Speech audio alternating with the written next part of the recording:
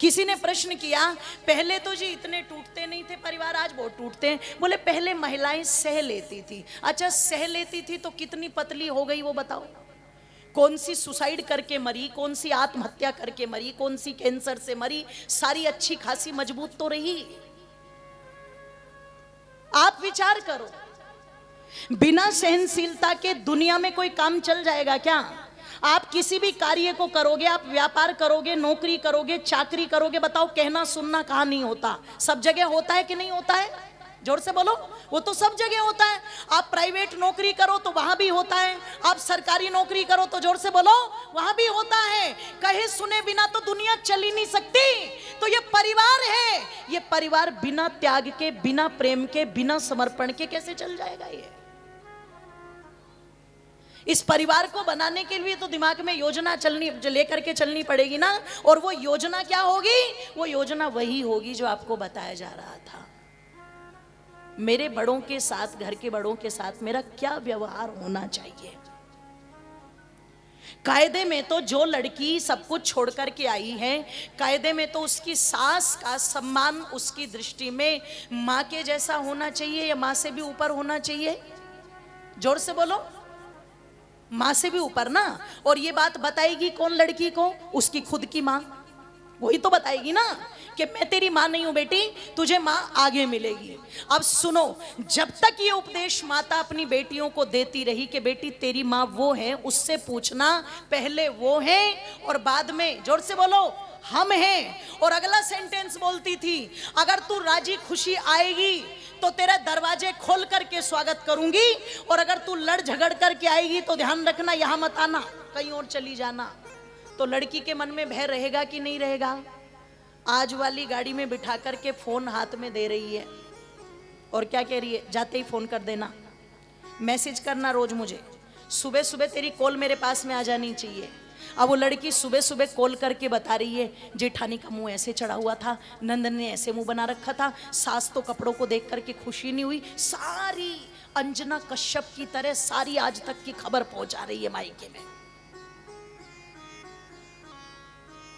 और जब वो मायके में खबर पहुंचा रही है और उसकी घंटों घंटों घुटर पुटर अपनी मां के साथ में बनी हुई है, तो क्या उस लड़की का मन कभी सास से जुड़ जाएगा?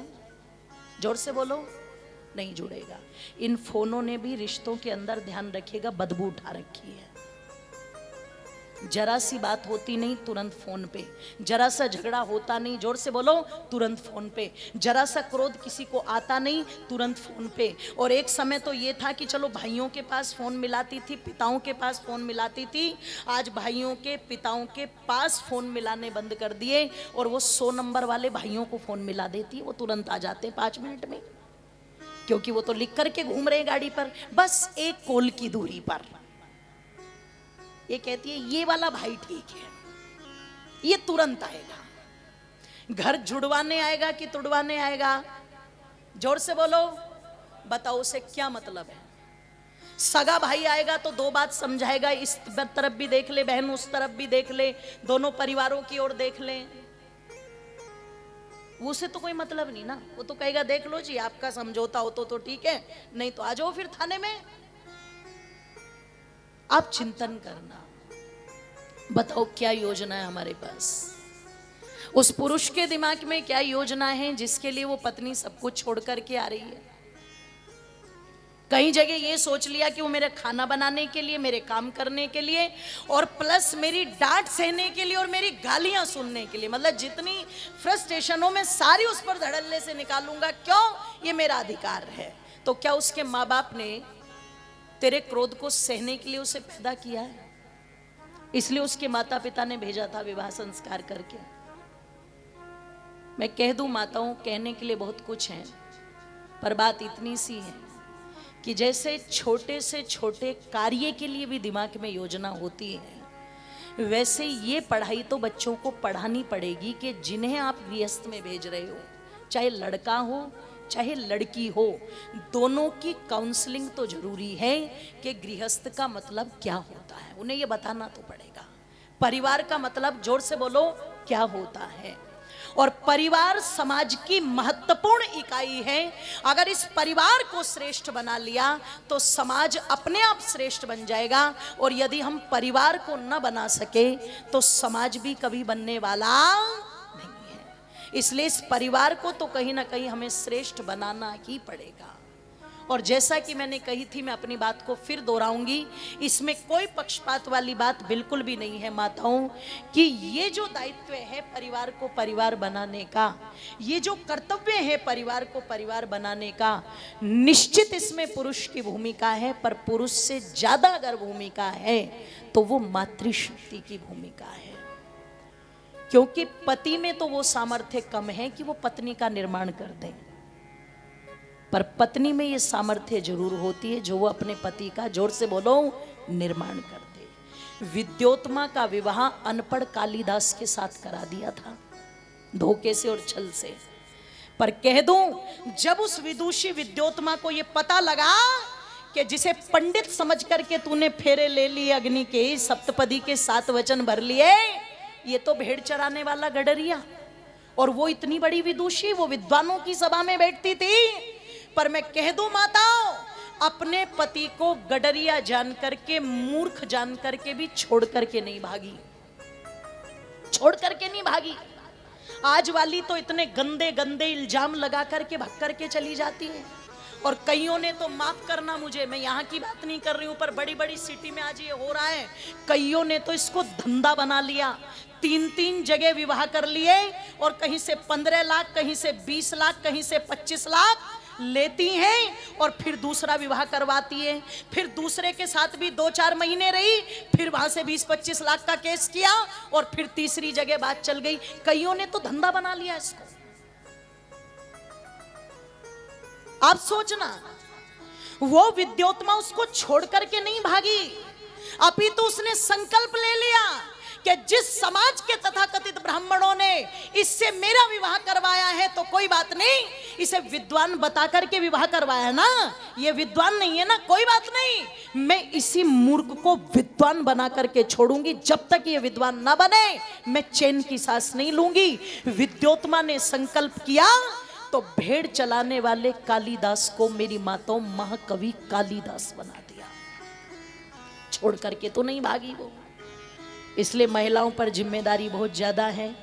भाई बहन को बनाए ना बनाए, पर बहनें अपने भाइयों को, जोर से बोलो, बना देती है। ये शक्ति भगवान ने तुम्हें दी है। और संतान तुम्हें बनाए ना बनाए, पर तुम संतानों को, जोर से बोलो, बना देती हो। इसलिए कह दूं, ये जो परिवार की योजना है ये पुरुष के मस्तिष्क में भी रहनी चाहिए, लेकिन मेरी माताओं अपने मस्तिष्क में तुम अधिक रखो।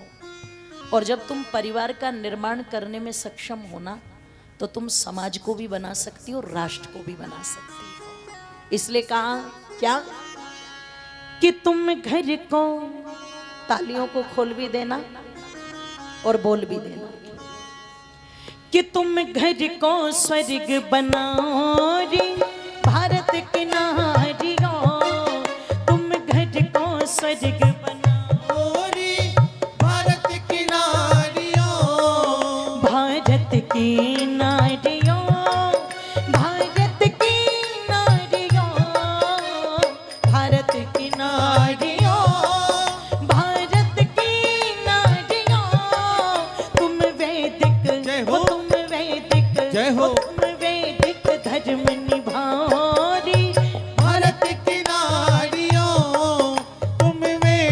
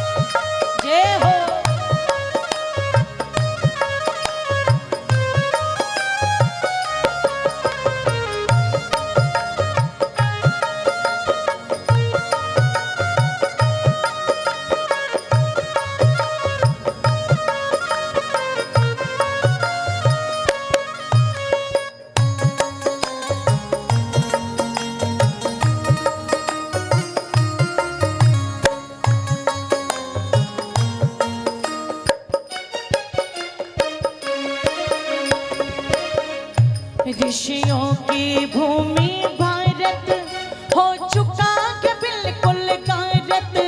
ऋषियों की भूमि भारत हो चुका है बिल्कुल गारत। इसे फिर से हाँ इसे फिर से हाँ इसे फिर से ऊंचा उठाओ रे भारत की नारियों, इसे फिर से ऊंचा उठाओ रे भारत की नारियों। तुम घर को स्वर्ग बनाओ रे भारत की नारियों, तुम घर को स्वर्ग बनाओ रे भारत की नारियों।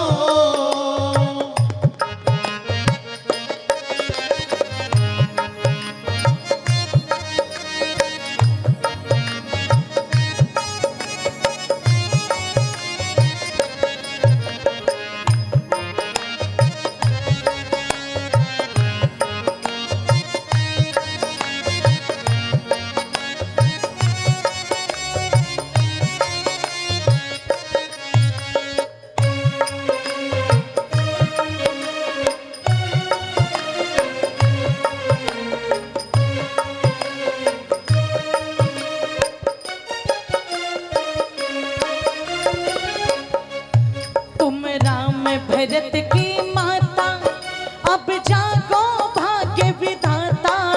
तुम राम भरत की माता अब जागो भाग्य विधाता।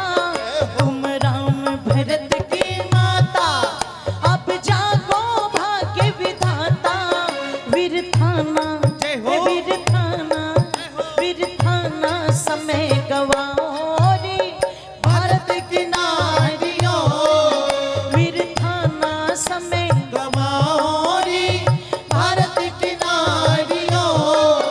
तुम घर को स्वर्ग बनाओ रे भारत की नारियों। तुम घर को स्वर्ग बनाओ रे भारत की नारियों।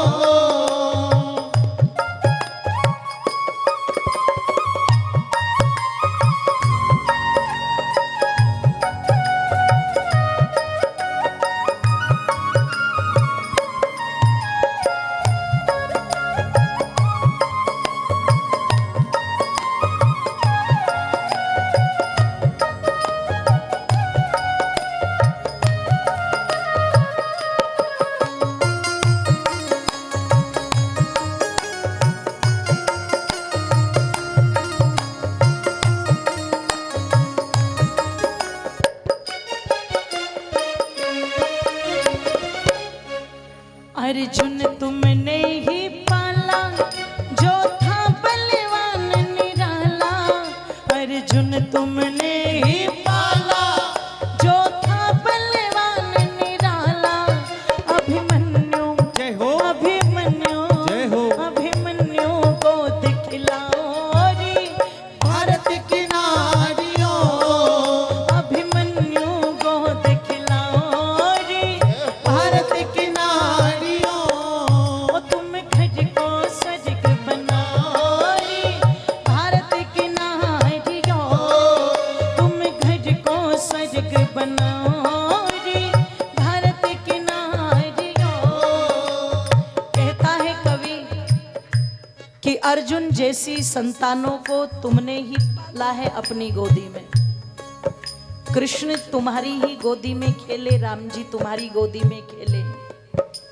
अभिमन्यु जैसे पुत्रों को तुमने गोद खिलाया, पर आज अभिमन्यु की माताएं अभिमन्युओं को दे देती है नौकरानी को, और अपने आप वो पोमेरियन वो सफेद सा कुत्ता लेकर के चलती है गोद में। और जब अभिमन्यु खिलाने की जगह गोद में कुत्ता खिलाने लगे तो सोच लेना फिर कहां से होंगे अच्छे परिवार और उत्तम संतानें। ओ मेरी मातो बंधुओं, मैं कह दूं आप लोगों के मध्य में, मैंने परसों भी कहा था गृहिणी ग्रह उच्चते का दायित्व तुम्हें दिया गया। तुम घर को घर बनाती हो, और कल मैंने कहा था तुम घर को घर भी नहीं, तुम घर को क्या बना देती हो? जोर से बोलो। मंदिर। अच्छा, अगर तुम्हारे पास घर को मंदिर बनाने की योजना है तो मंदिर में पूजा होती है देवी देवताओं की। जिस घर की स्त्री ये संकल्प कर ले कि मेरे घर के बड़े बुजुर्ग मुझसे कभी परेशान ना हो, मैं उनको कभी कष्ट नहीं दूंगी, ईमानदारी से बताना, अगर सारी मेरी माताएं ये योजना बना ले तो क्या एक भी वृद्धा आश्रम में माता पिता नजर आएंगे? जोर से बोलो। और कोई कहे जी ये कसूर बहू का थोड़ी ना, ये तो उसके बेटे का है जिसने छोड़े थे। तो फिर मैं आचार्य जी की बात को कॉपी कर लेती हूँ कि जैसे विवाह से पहले भाइयों भाइयों का बंटवारा नहीं होता, ऐसे विवाह से पहले वो अपने माँ बाप को वृद्धाश्रम क्यों नहीं छोड़ता है जी? ये घर में जब ताड़का जैसी आ जाती है तभी क्यों छोड़ के आता है, बताओ। इसका मतलब कहीं ना कहीं से तो फूंक भरी जाती है कि नहीं भरी जाती है। और अगर घर की स्त्री ऐसी हो जाए, कैसी कैसी? एक आर्य परिवार की लड़की जैसी ये बैठी ना, गुरुकुल की कन्या है, वो चली गई एक दूसरी विचारधारा के परिवार में। और जब वो दूसरी विचारधारा के परिवार में चली गई तो उसके जाते ही तो उसकी सास को सारे देवता याद आ जाते हैं। फिर तो वो घर वाले, बाहर वाले, गांव के, बाहर के, पूरे क्षेत्र के देवताओं पे सब जगह मत्था टिकवाती है नई नई बहू का। उसकी सास ने कहा बेटी जल्दी से नहा धो ले, तैयार हो जा, पूजा करने चलना है। अब ये गुरुकुल की लड़कियों को पूजा का अर्थ बताया जाता है सेवा करना, सत्कार करना, और किसी को कोई प्रयोग की वस्तु दे करके उसकी आवश्यकता की पूर्ति करना, ये पूजा है। अब उसने तो ये सीख रखा था। और मेरी माताओं बंधुओं में कह दूं, लड़की ने अपनी सास की बात नहीं टाली, क्योंकि नई नई दुल्हन घर में आई थी। कैसे मना करती? वो नहाई धोई, अच्छे से तैयार हुई, साज श्रृंगार किया। सास जो पूजा की थाली लेके चली तो बहू भी छम-छम करती पीछे पीछे चल पड़ी। अब जैसे ही मंदिर के द्वार पर देखा तो कहते हैं माताओं, एक शेर इधर बना हुआ था, एक शेर इधर बना हुआ था। लड़की लगी चिल्लाने। और मैं आज हैरान थी कि जब प्रकाश भैया को, मतलब मैंने सुना होगा कभी भैया 10-12 साल पहले, और आपको याद रही ये चीज, तो मैं इन्हीं के कहने से सुना रही हूं। इसकी फिटिंग याद थी नहीं, पर जबरदस्ती कर दी मैंने। और मेरी माता, उसने देखा दो शेर, एक इधर एक इधर। लड़की चिल्लाई माता जी शेर। माता जी कहती है हे भगवान, ये कैसी बहू आ गई मेंटल।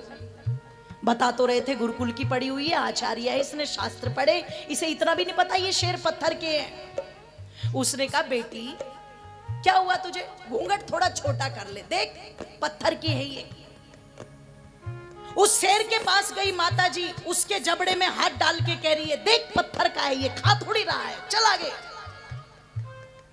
ओहो, आगे चल कर के माताओं, एक गाय बनी हुई बड़ी सुंदर पत्थर की, बछड़ा उसके नीचे दूध पी रहा है, वो दृश्य है। बहू ने कहा माता जी जल्दी से देना ये डब्बा, ये सारा दूध पी जाएगा, लो मैं दूध निकाल लूं।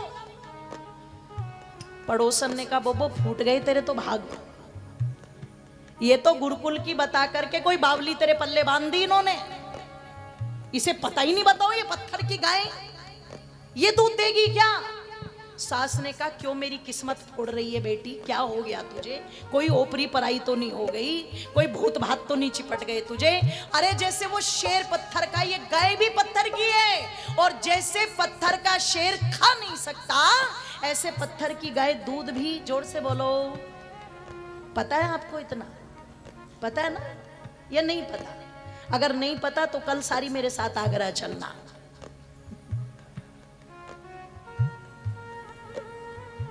माताओं आगे बढ़े, भोलेनाथ का बड़ा सुंदर चित्र। बहू वहां भी चिल्लाई। सास ने कहा अब क्या हुआ? अरे बोले ये सांप डस लेगा मुझे, गले में डला हुआ है भोलेनाथ के। है जी, डला हुआ है ना। ओहो, सास ने कहा बस आज किसी तरह से घर चली जाए एक बार, और सबसे पहले पगड़धारी तेरे बाप को ही बुलाऊंगी, ये गुरुकुल की बड़ी लिखी बता करके क्या पकड़ा दिया हमें डिफेक्टिव पीस, सारी जगह बेइज्जती करा रही है। एक बार घर चल बस तू। बहुत चुप। उसने कहा एक काम कर, बावली कहीं की, और तो कुछ आता नहीं तुझे, चल भोलेनाथ पर जल चढ़ा, मत्था टेक, हो सकता है तेरा पागलपन दूर हो जाए। लड़की ने कहा क्यों मत्था टेकूं? बोले भगवान ने ये कल्याण करेंगे, तेरा उद्धार करेंगे, आशीर्वाद देंगे तुझे। इसने कहा ओ मां, मुझे नहीं पता कि मैं कितनी पागल हूं, मुझे ये भी नहीं पता कि मैं मेंटल हूं या नहीं, पर मेरी मां मुझे बस एक बात समझा दे कि इस पत्थर में और उस पत्थर में क्या अंतर है। जब पत्थर का शेर खा नहीं सकता, पत्थर का शेर खाता नहीं, पत्थर की गाय दूध नहीं देती, पत्थर का सांप काटता नहीं है, तो मां इसमें और उसमें क्या अंतर है? तो मां ने कहा इसका मतलब तू मेंटल होने के साथ साथ नास्तिक भी है, भगवान को भी नहीं मानती। इसने कहा कौन कहता है नहीं मानती, बिल्कुल मानती हूं। और किस भगवान को मानती हूं? मैं पूजा करूंगी भोलेनाथ की, पर कौन है मेरे भोलेनाथ? घर पर हम जिन पिताजी को बैठक में छोड़ करके आए हैं, मां मेरे लिए मेरे ससुर भोलेनाथ है, मैं उनकी पूजा करूंगी। मेरे लिए जो मेरी मां पार्वती है वो तुम हो, मैं तुम्हारी पूजा करूंगी, मैं तुम्हारे पैर छूंगी, मैं तुम्हें भोग लगाऊंगी, मैं तुम्हें नहलाऊंगी, मां मैं तुम्हारी सेवा करूंगी। मेरे लिए देवी देवता तुम हो। कि मैं तो पत्थर पूजा ना करूं। क्या बात है? कि मैं तो पत्थर पूजा ना करूं रे, मैं तो पत्थर पूजा ना करूं, मेरा ईश्वर में विश्वास, मैं आर्यों की लाडली री, मेरा ईश्वर में विश्वास, मैं आर्यों की लाडली। दोनों हाथों को एक साथ उठा दीजिए, सभी के सभी।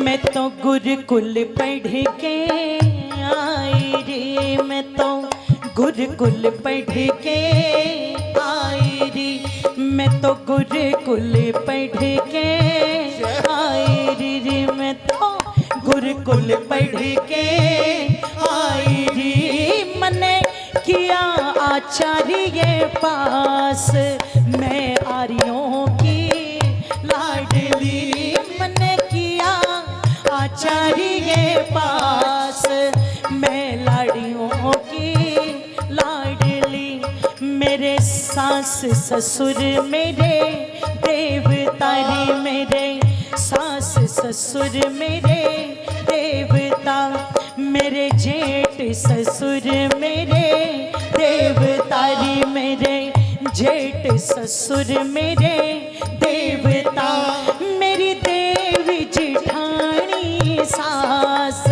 मैं आर्यों की लाडली रे, मेरी देवी जिठानी सास, मैं आर्यों की लाडली। दोनों हाथ उठा दीजिए सभी के सभी एक साथ।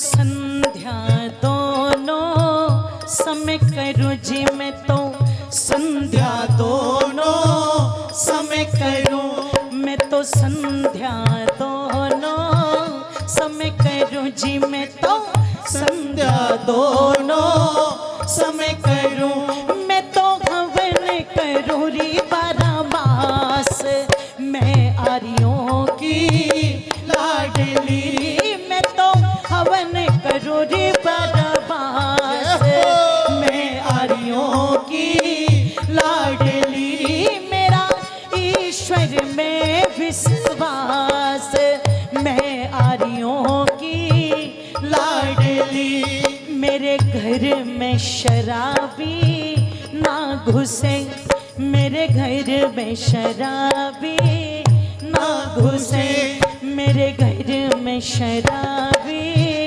ना घुसे, ना खावे अंडा मांस, मैं आर्यों की लाडली, ना खावे अंडा मांस, मैं आर्यों की लाडली, मेरा ईश्वर में विश्वास, मैं आर्यों की लाडली, मेरा ईश्वर में विश्वास, मैं आर्यों की लाडली, मेरा ईश्वर में विश्वास, मैं आर्यों की लाडली, मेरा ईश्वर में विश्वास, मैं आर्यों की लाडली, मेरा ईश्वर में विश्वास, मैं आर्यों की लाडली, मेरा ईश्वर में विश्वास, मैं आर्यों की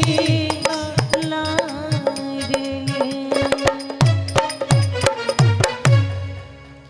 वो कहती है मैं जो मूर्ति आपने बनाई उसकी नहीं मां, जो ईश्वर ने बनाई उनकी पूजा करो।